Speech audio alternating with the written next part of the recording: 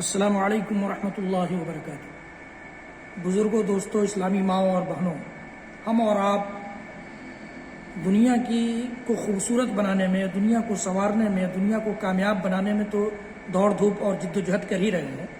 بہت سے لوگ ایسے بھی ہیں جو دنیا اور آخرت دونوں کو سنوارنے کی کوشش کرتے ہیں۔ دنیا اور آخرت کی بھلائی کے سلسلے میں بہت پیاری حدیث، چھوٹی سی حدیث نبی اکرم صلی اللہ تعالی وسلم کی میرے سامنے سے گزری، میں نے سوچا کہ آپ کو شیئر کروں۔ اللہ کے نبی صلی اللہ علیہ وسلم فرماتے ہیں، رکعت الفجر خیر من الدنیا وما فیہا۔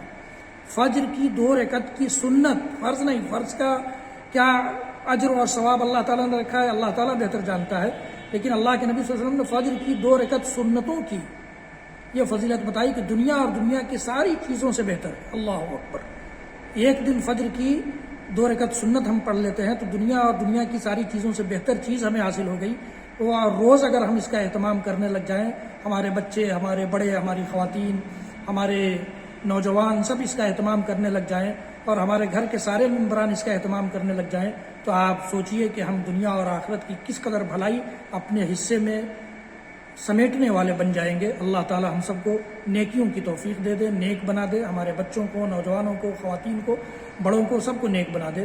وصلی اللہ تعالی علی نبینا محمد وعلی آلہ وصحبہ وسلم، وآخر دعوانا الحمد للہ رب العالمین، والسلام علیکم ورحمۃ اللہ وبرکاتہ۔